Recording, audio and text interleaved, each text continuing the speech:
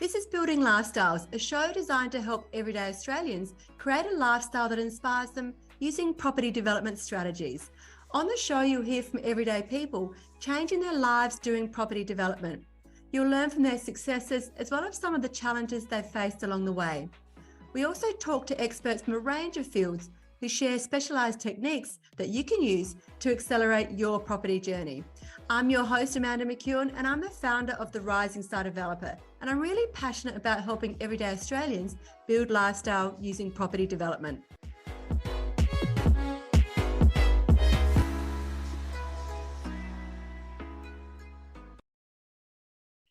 Hello there and welcome back to Building Lifestyles. Today you're going to meet Julian Khursigara, who is an entrepreneur, investor and the co-founder of Search Party Property. Julian's mission is to help busy professionals build a sustainable investment property portfolio by overcoming common challenges such as lack of time and research that often prevents them from achieving financial control. His company, Search Party Property, uses data-led processes to find the right property, whether that be for developing, investing, or simply for your next home. Julian also knows what it takes to have the right mindset to create wealth. So without further ado, welcome, Julian. Wow, thanks, Amanda. Great introduction. My pleasure. So I always like to start with getting to know you better so the listeners can to understand who you are and what you do. So can you just start with sharing how you started in property and how it's got you to where you are today? Yeah, thank you. I guess the start was in investment and not such a good investment. So I'm always very proud to say that to our clients. I think it's good. Our job is to make sure they don't make the mistakes. And so it goes back, 18, 19 years. And, back then there wasn't all the educational seminars and podcasts, and that we could attend. So, I used to go to seminars, and those seminars back then were done by spruikers, really, and, run to the back of the room type of concept. So, I bought a high-rise apartment in Newtown, which, at the time was the right place for me to be at that age. And however, I never ended up living there, actually. I met a lady who I then married and never lived in that apartment. But it wasn't a great investment. Took a long time to appreciate. Now it's doubled and it's done its thing, but it took a very long time for that to happen. A few building issues, which always happens at new high-rise apartments. So that was my first foray into property investing, and then got a little bit more sophisticated. Funny enough, I've always used buyer's agents, which is interesting that that's what I do today to help me, because I guess I understood. I came from a business background where, I was consulting to the banks and the telcos and the big Australian companies around my perfect subject matter, which was around marketing and particularly loyalty marketing. So it was always, I didn't have the time, didn't have the knowledge, didn't have the time and really interest to be searching and running around with weekends with, really busy jobs, both my wife and I, plus kids, young kids. So we used buyer's agents to build up our property portfolio. And so I guess then that was it. It was in my blood, constantly thinking about it and reading about it. And then podcasts came along. Used to listen to every podcast there was. Listen to a lot of American podcasts, funny enough, because there was very few Australian content podcasts back then. And read a lot of books and, the usual educational processes. And always had this little burning bug in my stomach that one day I'd leave the corporate world, and kind of had a really great career, very senior career, and traveled the world and lived overseas and did all the exciting things, but always wanted to do my own thing and be an entrepreneur. And I felt that property was a really good match. And coming from a business where we use data every single day to make decisions on customer loyalty for banks, it probably was a good synergy using data and then using data for property to find the right properties and build sustainable portfolios for our clients. So what actually made you want to get into property to begin with? In terms of the business or personally? Oh, personally. So when you first started out, what was it that drove you towards going, to even buying that first apartment?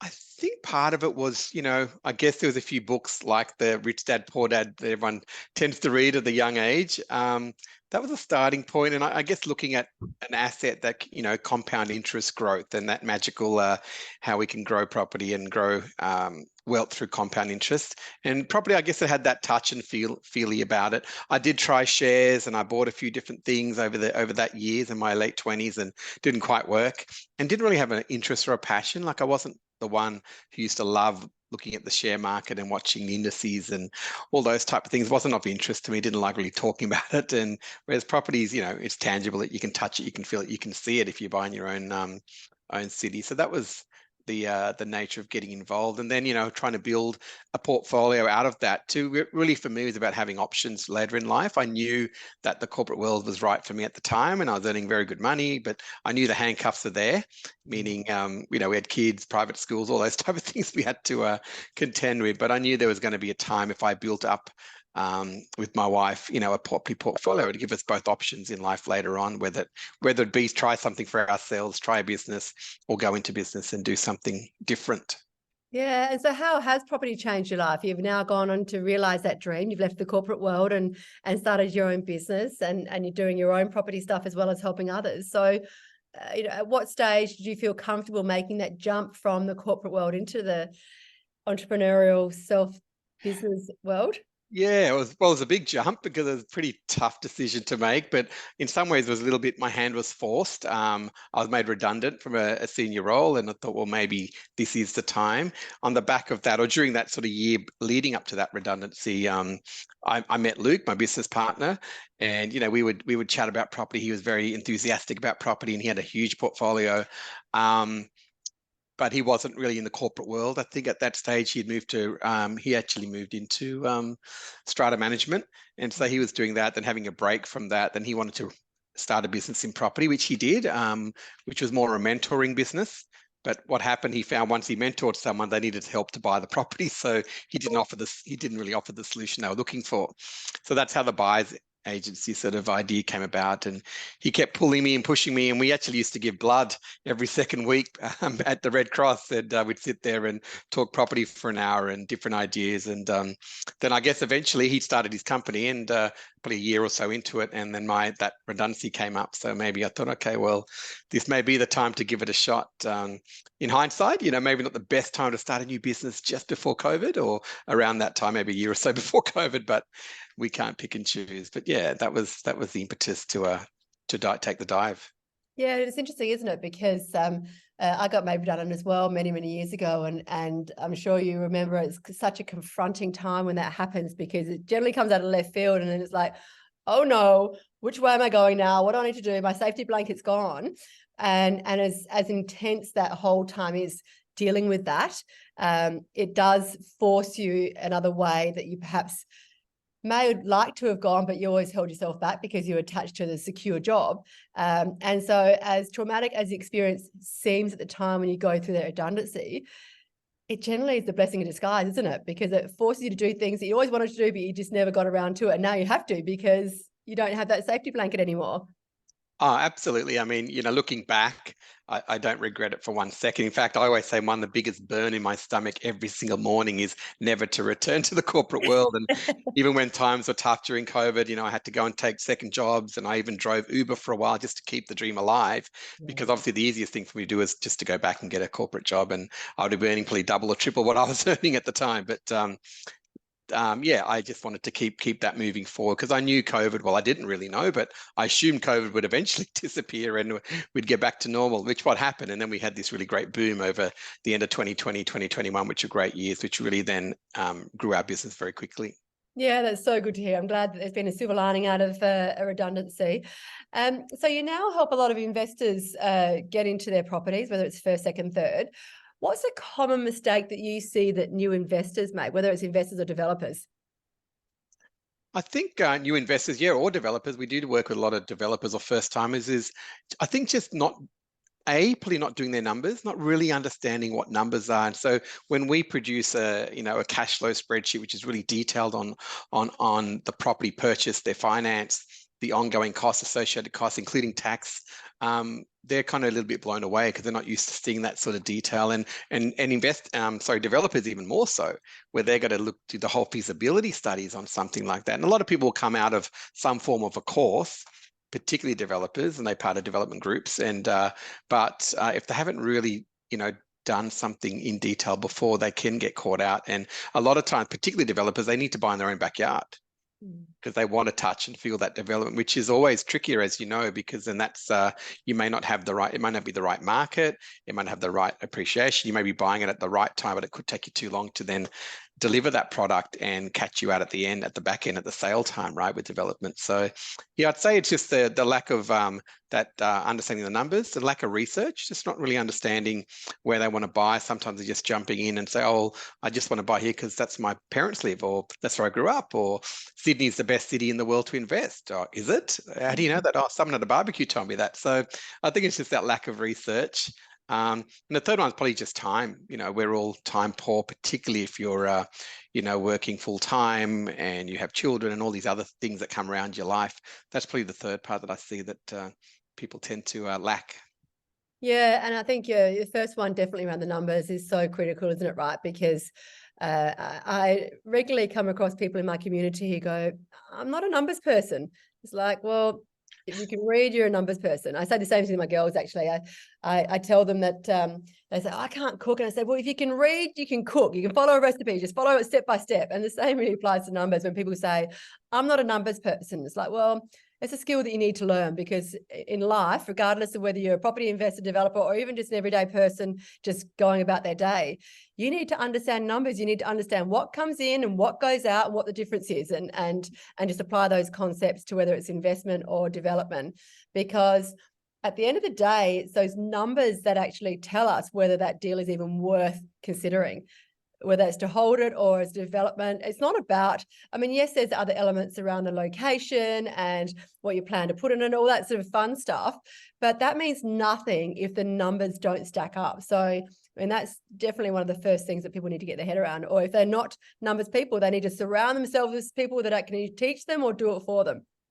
Yeah, that's right. And you can outsource it, but you generally don't do that when you're a small operator or a one-man band or something like that. So yeah, people do get caught out. And it's so important, as you said, from an educational point of view, to really understand your numbers. Probably the best advice I got when I was quite a young, in my 20s, you know, just started, I think got into a supervisory role and had to sort of run a budget. And the boss at the time just said, you know, the best advice I give you is to always know your back end, meaning know your numbers. So you can just rattle off to your boss, you know, these are the numbers, these are sales, these are the cost. And that resonated with me. And so wasn't natural for me, even though I actually studied accounting for 2 years at Amanda when I left school, but didn't complete that degree for obvious reasons, and didn't love the accounting side of it. But yeah, you know, really had to push myself to ensure I was good at numbers. And now, and then, you know, then 10 years later, get into senior management roles, and obviously all that P&L, $100 million sort of P&Ls you got to manage. You're like, thank God I know a little bit about numbers. And then you know, you still have your full accounting team that runs it all for you and run the budgets. But when you got to present that to the board, you have to be able to run through the numbers. And so bringing that now back to a small business, I mean, I'm very numbers focused, always look at the P&L. I'm always forecasting in advance, which is something most small businesses never, ever do. Yeah, no, exactly. And it's interesting. I started off in accounting as well many, many years ago. And yeah, I mean, I quite enjoyed it, but it didn't pursue that field, but it does actually give you a good foundation, I think, just to get numbers, because they are so important. And I remember someone telling me once that no one's ever going to look after your money as well as you are. So yes, it's great to get advice and get people to support you, but at the end of the day, you need to understand that and ask all the silly questions in the world to make sure that you understand it. And that way it's almost like a risk mitigation strategy, isn't it? Absolutely. Yeah, definitely very, very important. Okay, great. So let's just talk about some of the property deals. So what's one of the best property deals that you've either done yourself or you've done for a client, and why did it work so well? It's a good question. We're doing hundreds of deals a year, so it's hard to pick one or two out. But I think there was a couple of deals, particularly probably two that stand out. One in Brisbane, a larger block of land, pre-COVID. It was purchased, so you know the client was a little bit nervous, but understood that, you know, it's time to get into the market and buy. Because obviously a lot of people saying, oh, wait till COVID's over, the market's going to collapse. And these weren't barbecue talks. These are economists at the biggest banks in the country saying that. So obviously you'd start to listen. But anyway, a word we use a lot about here is about taking action. or word, 2 words, taking action. So he actually took action and said, no, we're going to buy that property. So he bought it was an old house on a big block of land. As it turned out, we had the big boom, especially Brisbane, as you know, 30-40% increase. And this was only about 10, 15 Ks out of the city.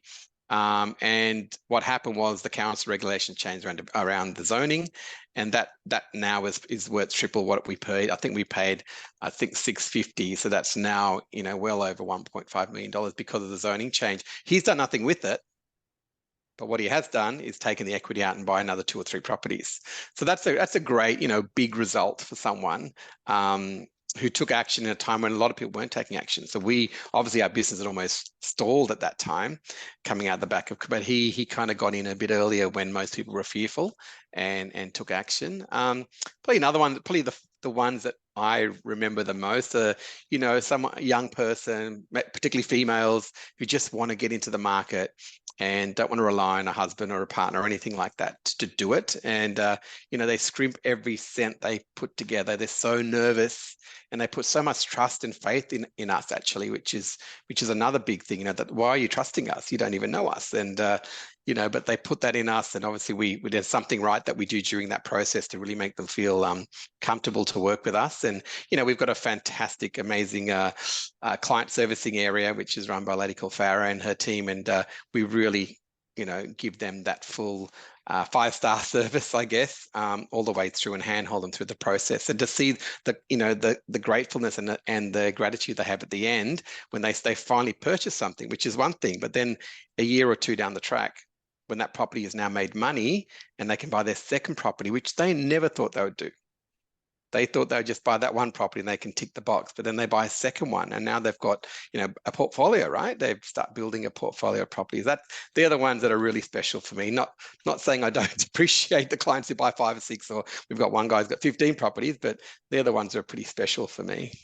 Yeah, and I think it comes down to, and I certainly feel this as well with my community, and it's not just about the property, is it? It's what impact that property has on that person's life. And it's interesting. It's been with the person you're mentioning before about buying just before COVID and how they were nervous and they still did it anyway.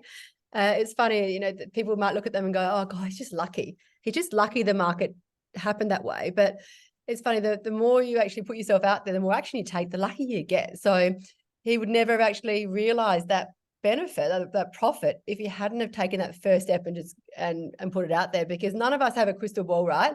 We don't know what's going to happen in 2, 5, 10 years. And we base decisions based on the information, the data we have right now.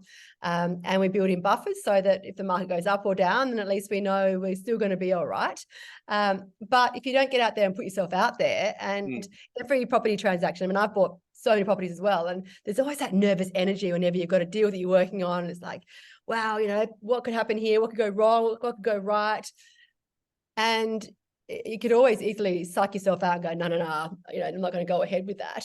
Yeah. But go ahead because the information you got at hand tells you it's the right way to go.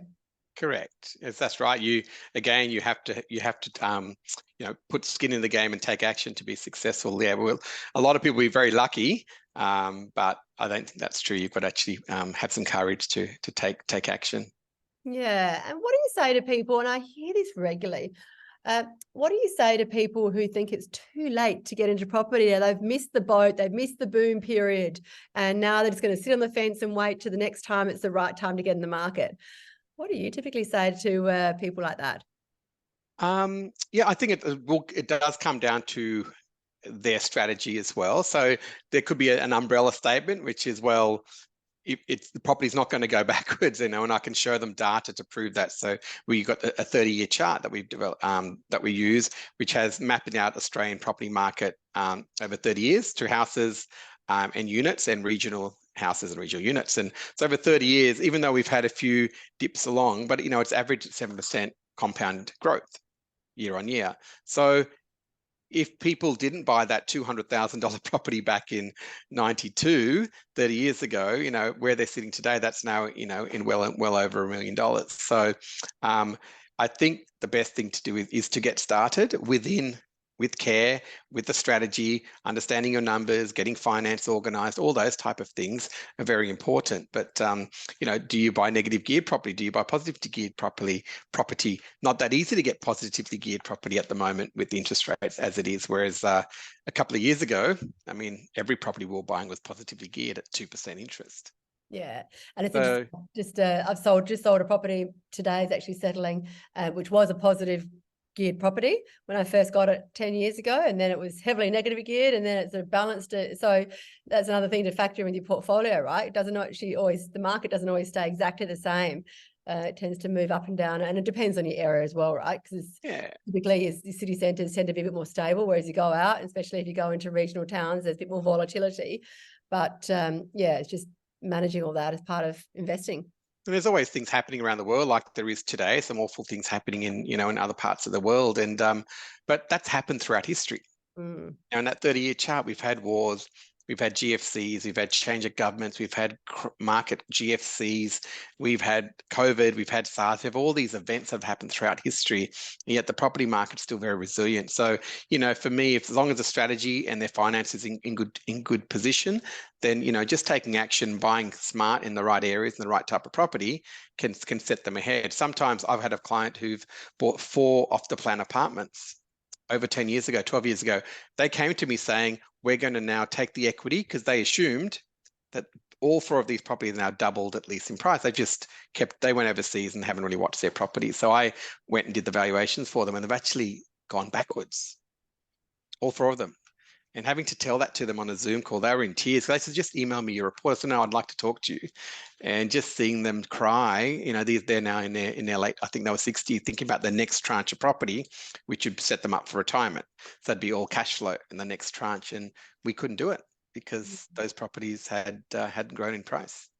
Yeah, and that's the power of educating yourself and surrounding yourself with people and having the right strategy, isn't it, right? So regardless of whether you're in your 20s, 30s, 40s, 50s, 60s, 70s, every single person has their own unique strategy depending on where they are in life and what they want to achieve and their goals and all that sort of stuff. So it is very important to surround yourself with people that can help you work that out if you can't work it out yourself.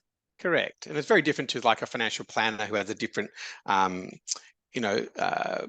different algorithms that they must go through and different ideas that they must go through, giving you a balanced portfolio. From our job, it's just around the property side. And it's not just money, finance, and age. It's about what is their why? Why do they want to do it? What's their mindset of risk? And you see that every day in the development side, right? People have a very different risk profile, and we have to understand that before we can start putting together a strategy. And that's the first thing we do. Once they come on as a client, we go through a very detailed strategy session. As opposed to start buying property straight away. Like, that would be irresponsible of us. Now, obviously, a lot of people do that because they're just buying in one particular area that must suit everyone, which is technically, I think, unethical to be doing that, right? We do need to do what's best for the client in what areas they're buying in, but that's okay. That's what people do. So for us, it's about finding that individual requirement, then briefing our team on the ground to go and find the property. Yeah, okay. So as a buyer's agent, can you share with the listeners 3 tips that you use to help find properties? Yeah, I think I could probably use a funnel analogy where we're looking at macro data. So we probably spend at least $10,000 a year minimum on data alone. So it could be subscriptions, so that people wouldn't generally use, like B2C clients or public. So DSR, HTag, suburb trends. These are all in more industry specific tools that we use. And then you've got the common ones like REA, realestate.com, CoreLogic, obviously the biggest data CRM in the world for property. And so we've got all of those on a mass scale, what we call macro. They obviously are analyzing 30, 40 algorithms at different times, price points. Then you can, bring it one level back down, look at state government, federal government, where are they spending the money? Census is a great thing. The Australian census, I can look and get free data from the government on what type of people live in that area. Where are they from? How much they earn? What do they do? How many kids? What school? What education levels? Because then we can look at that gentrification as well. So, okay, well, we can't afford that area. but maybe the next suburb across is going to have that wave of gentrification, and we can look at that long-term strategy. If that's what the client's got in mind, we can start looking at that long-term strategy as well. So that's probably to bring it down. And then the local level. So what is the local council doing in the area? What are the local laws around development? What can and can't we do? Can we build a granny flat? Oh, well, we can in the central coast of Sydney, but we need to make sure it's 12-metre wide frontage, right? Little things like that. We have to know these items personally before we go into putting together a due diligence report for each property for our clients, because we can't just say, oh, subject to council approval. That's what real estate agents do, because they're not responsible once they sell the property to you, right? Yeah. So yeah, it's really taking that funnel approach, and then obviously having boots on the ground. So when we come through all that information, having one of our team on the ground, so we don't sit behind a computer and just rely on the real estate agent. Our title is a buyer's advocate, a buyer's agent, and so we advocate for the buyer. And the selling agent gets paid by the seller, so they have full autonomy to sell the property at the highest price. And so, in America, 70% of transactions are done with a selling agent and a buyer's agent. In Australia, it's under 5%. But this is an industry that's growing, and people will start to see the difference. And I always say, follow the money trail. Who's getting paid by who? And obviously, if we're getting paid only by the buyer, it makes sense that we're advocating for them. Yeah, and you raised a good point, right? Because a lot of people don't really understand the whole concept of when you're buying a house, right? That you're that agent, and there's many amazing agents out there that factor in both the buyers and the sellers' outcomes. But at the end of the day, they're getting paid by the seller, right? So whatever decisions they make, any communication they make, should be at the best interest of the seller as opposed to the buyer, because they're the ones who are employing them. And also, typically, everyday person, they're not buying properties every single day, are they? So compared to people like you and I, we're out there buying multiple properties every single year, and we're used to having those discussions, and you can even spot all the negotiation tactics that agents use against you as well. And certainly if you're looking to buy a property, whether it's investment, your own home or development site, there are some really key skills to help that transaction go in your favor if you know what they are. And that's where the power of, if you're not experienced yourself, that's where the value of people like yourself, being the buyer's agents, can actually use your skills to get a better outcome for the purchaser. Absolutely. I think, if your own personal home, is a lot more emotion involved. You're going to auctions, you're getting really emotional because you really want that property, so you might be a little bit extra. But in general sense, in an investment point of view, our strategy is very unemotional. The numbers need to stack up. The numbers need to meet the desired outcome and the cash flow analysis that we've already built before we go to bid on the property. So that's probably more important for us than getting too emotionally caught up in the property. Yeah, no, that makes sense. So what information helps you buy the right property for people, whether that's be for an investment or a development? Are there any key metrics or key information that you need to help define their strategy? Yeah, so I guess the strategy session starts around them. So we spend at least probably 15, 20, half an hour just talking about them and understanding the client. And it goes through their why, goes through their mindset, goes through their risk profiles, analyze all of that. And then as we get into, let's say we move straight into the buying after that, after we build a buying brief, is what is it that we're looking for and we're going to present to them. So if it's a development type of deal, so we're looking for something that we can subdivide in the future. So we need to really understand the council rulings around that. And as you know, it changes by council and state by state. So I live in Sydney, so whatever I do here is very different to what I can do in Brisbane, where we're buying 100 properties a year. So we really understand the councils, and sometimes we might have to make a few phone calls to the council, because sometimes things are going to be STCA, subject to council approval. So we will need to make a few little phone calls to make sure that we're in a good position to offer that to our client. With the ability to do what we decide. It could be a granny flat, it might be a subdivision. So, some clients might even look at that for 20 years, but we want to make sure we're buying in the right zone. So they're probably a couple of the key things if we're looking at smaller developments like that. We don't work with huge development projects or anything like that, because that's probably a separate skill in itself. We're really working with more mum and dad developers who are doing either a subdivision, something that we can cut up. We're looking at corner blocks. We know we can do more with a corner block than we can, obviously, with an infill.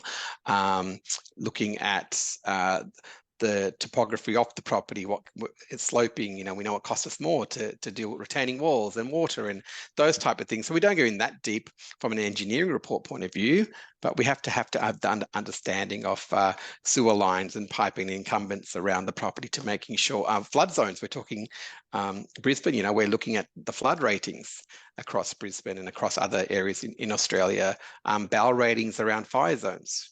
So if in areas with bushland, we need to understand what the BAL ratings are, noise ratings if you're near a railway line or a major highway. So there's quite a few separate little things that we need to look at depending on each property and each deal, because they're not all applicable together.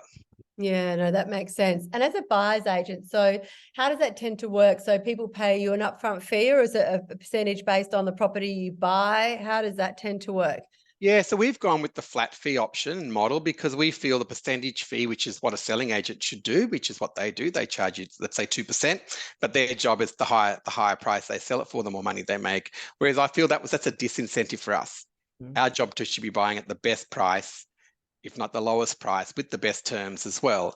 And so it's a little bit of everything. But so that's why we charge a flat fee. So we charge an engagement fee, and then we charge a settlement fee at the end. So two fees. The engagement fee is just to set up the conversation, and we put that in place because it just really activates that motivation and really shows that they're motivated. We want to buy property. And when we didn't have an engagement fee many years back, you just found we got a few tie kickers coming to the business, and they weren't really ready to buy property. They were just sort of getting their toes wet. So now, as soon as you put that type of engagement fee in, people are ready to go, and it's a far better process for everyone and really enjoyable.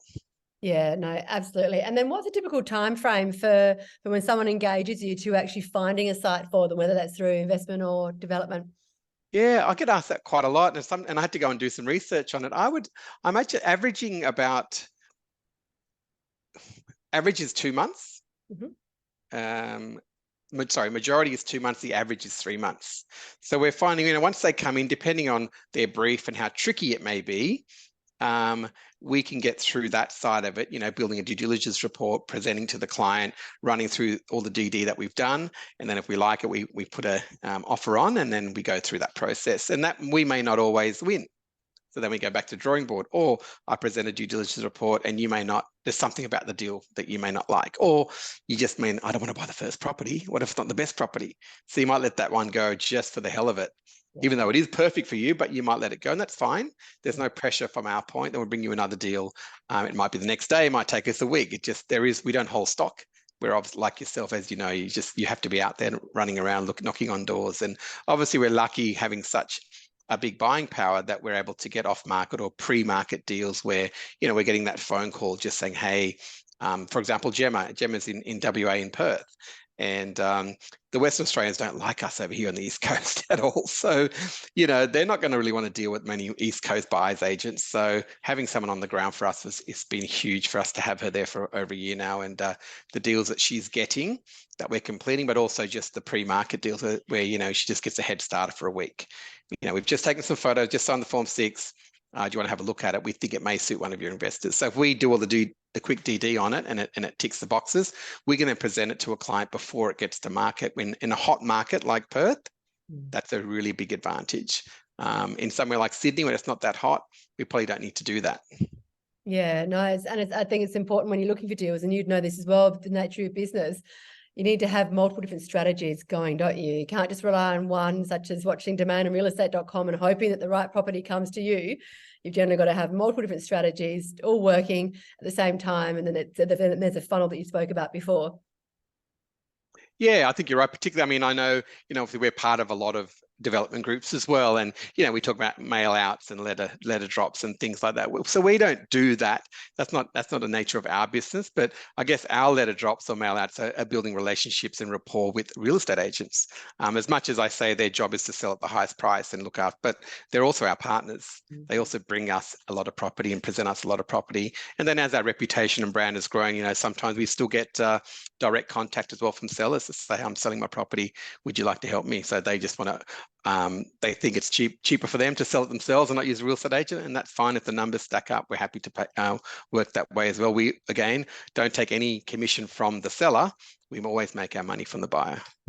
Yeah, and it's interesting, right, isn't it? Because, when you employ a buyer's agent, someone like yourself to go and find property, of course, there's a cost associated with that. And some people can be reluctant going, oh, can I easily do it myself? But I think you raised earlier that one of the biggest challenges that people have is a lack of time. So if you have to outlay a fee to be able to get that deal across the line, whether it's investment or development, and it's saving you so much time, if you actually equate to the amount of the hourly rate that you guys even spend on finding the deal, I mean, unless you're going to duplicate yourself, you just don't have the time to do that. So I think you almost need to re-educate some people around the value of the time. It's not just the money to be able to get that deal and then and help that towards your property or your financial or your lifestyle goal. Yeah, I think it's a mindset, isn't it, Amanda? Because it's probably easier for me to say, oh, well, I get it because I was in consulting and my company, or I got paid a lot of money to consult. So that made sense for me to always outsource things to other people and buyers agents. But most people are like, oh, I can't afford 10 grand, $15,000 to pay someone to do it for me. So a good example, I won't say names, but on the weekend I had a call with someone and they've been looking for a year. 1 year, and you know how the market has grown in 1 year. They're looking at WA. So I said, you effectively have lost. I said, I hope you don't take this the wrong way, but well over $100,000. You can see the wife and him look at each other, and they're like, I think one of them was saying, "I told you so." I don't know which one, but there was some conflict in that comment. I was just trying to make them understand or be aware of the opportunity costs and the opportunity costs that you've lost now because you've wanted to do it yourself. And of course, no Perth agent wants to talk to you when they're getting 100 calls a day from people, Sydney-siders, to buy property in Perth, for example, at the moment. And so number two, the other thing they've done is now they're out of that price point's gone. I think their budget, let's say it's 500, that price point where they wanted to buy is gone now. So they've missed out again. Yeah. So, there's a couple of double whammies, and it's different. In a hotter market, you probably need to make a few quicker actions. But look, I appreciate it's the cost, and everyone has budgets and limits. And for someone to give away $10,000 or $15,000 to a buyer's agent, yeah, it would potentially hurt them. But if you think of it long term, if you're going to hold a property for 20 years, really, it's so insignificant if you get it right. Because if you get it wrong, well, you haven't just lost the opportunity cost and the time it's taken you, but then you've also had some issues around any sort of growth that you can help expand your portfolio long term. Yeah, and you're not only just paying for the property, right? You're paying for access to skills, knowledge, risk mitigation. So it's effectively an insurance policy as well. So yeah, negotiation, and we know what we know. We're in the industry, right? We are real estate agents ourselves, and we know how real estate agents are trained and the psychology and the amount of training they do around psychology of the buyer. What they say and do to the buyer to get them across the line. So, we're there to mitigate that risk as well. And you look at statistics, so the average Australian only buys 3 properties in their life. And the average tenure in a property is 10 years. So if you're only buying 3 properties in your life, you haven't negotiated much. No. We're negotiating dozens of deals per day. We don't win them all. I wish we did, but we don't. So it's a very big difference to what a buyer's agent and the experience of negotiating with us, or a selling agent too. They're selling hundreds of properties a year as well. So it is a difference, but it's got to work for everyone, and people have to feel comfortable with it. And like I said, it's still a very kind of a new industry type coming out of the market. If only 5% had transacted with a buyer's agent, or under 5%. In the US, it's just it's done. I think even UK is about 50%. So even they are very familiar with buyer's agents. Yeah, and it's great to see the services you offer, because I think it's such an important service in the big scheme of buying properties. So I can definitely see, similar to you, that percentage increasing in the Australian market. That's for sure. Yeah, I think hopefully we definitely seeing our business grow, and we've had the best quarter we've had in 5 years since the inception of the company in the last quarter. So we're really hoping that confidence is back. People are trying to get in now before that FOMO kicks in, which will happen next year, especially if the interest rates take a pause for a while, and then particularly if they start to decrease sometime next year, then the FOMO will rush back in, which is exactly what happened after COVID. That's right. And you've always got to remember, we're still in a market where supply is so limited. So it's even harder to get the properties that you want. So you need to have all hands on deck to help you secure that property. And I'm in the business of creating those properties, and I'm certainly feeling the demand for it here as well. So yeah, I think next year's, or in 2024 is going to be a huge year in terms of property, and be fascinating to see how it all pans out when interest rates do pull back, and they will pull back. That you can really see the fire being lit under. But we've been around long enough to see it at 9% and 10%, right? So we do know that this is the way long term the market does move. Yeah, definitely. So what's lighting up in business and in life right now? Does it change it up a bit? In life, lots of exciting thing. My daughter's getting close to finishing school, which will be great for our financial wallet, private school. One's just started uni, which is exciting. And we just got a puppy dog, so that's exciting. Our first dog. We're more cat family, so that's been pretty exciting as a family.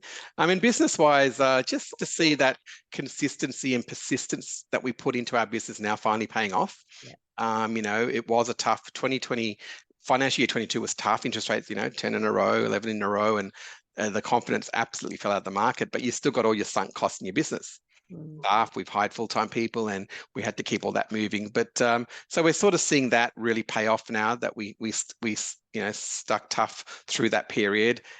Process driven, everything's kind of really flowing nicely within the business. And then also, probably exciting thing next year is we started a property management business beginning of this year, and that's grown out of sight, and that's just feeding ourselves natural, organic. I haven't even started marketing, so that's probably what lights me up for next year, because I like that challenge, and I really am putting a challenge to double that business next year, and very excited to get cracking on that next year, and I'm sure we'll be able to achieve it.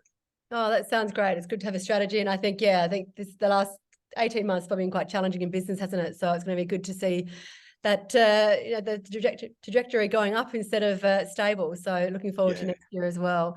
So can you give one tip to the listeners that they can take away with them today and implement? So whether that's from a data perspective when they're looking for deals, or search strategy, just something that they can take away and use right away. Yeah, I think data is a good point or angle to start with. There's a lot of data sources out there. So yes, you've got your realestate.com, which is what most people tend to say, well, it says this property is worth 1.1. It's not worth 1.3. But as we know, when we're in their business every day, that data lags at least 3 to 6 months. Same at CoreLogic and the paid sources. So there's a lot of free data out there. Suburb Trends is a great one, which is free, looking at data, and independent data is important as well. Sometimes you're getting data from other sources, which is not really independent, because they're trying to push you into buying an area, because that's what's going to help grow that area. And there's lots of courses out there too that teach you how to do that, but then tend to almost artificially lift a market, because they're pushing everyone to buy in a certain suburb or two, and that artificially pushes the suburb market up. And then you can say, hey, great, I increased I was right about that suburb, the prices have gone up. But that's because you've sent a lot of people in that market to push it up. So I think the real thing is, do that research, do that data, speak to people, like just call a buyer's agent and have a chat to them and get some ideas. Don't feel shy on doing that. But and surround yourself, maybe join some of the groups that you and I belong to around property development, or could be around, there's lots of buyers agency groups as well out there that some are obviously run by buyers agents, which there could be a little bit lower there. There's lots of independent ones as well, and just surround yourself with that and just listen and learn. And so when you're ready, go and get your finance sorted, because that's the most important thing. It's a game of finance, the whole industry, including the development side. If you don't have finance, you can find the best opportunity in the world. You either have to find a money partner in your business, or in our business, you can't buy it all. So, getting your finance right and setting that up. So let's say you're not ready to buy in 12 months, but start today. Get your team of experts around you and build those experts. So talk to an accountant. Do I need to buy in a trust? Why would you buy in a trust if you're a pay-as-you-go earner? You don't really need to protect yourself for asset protection. Another sort of buzzword you hear out there from people trying to sell their services. So, get your team of experts correct. So when you're ready to go, why do you have 4 credit cards? I don't know, because I got points. Well, get rid of them. Guess what? It's going to affect your ability to finance as far as you can possibly get with the bank. So get prepared, get ready, and then take action. Yeah, great. Absolutely wise words. So thank you so much for your time. There's so many little nuggets of gold that are weaved throughout our conversation. So I think a key message for the listeners just get started. Get started in a way of either just finding out your finances, working out your strategy, working out what you want to achieve, and then build a team around you to be able to make those dreams a reality. So thanks so much for your time. I'm sure our listeners have got a huge amount of value.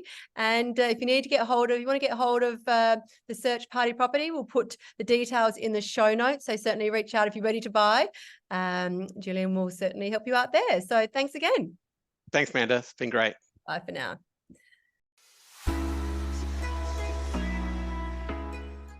Thank you so much for listening. This is Building Lifestyles, a show designed to help everyday Australians create a lifestyle that inspires them using property development strategies.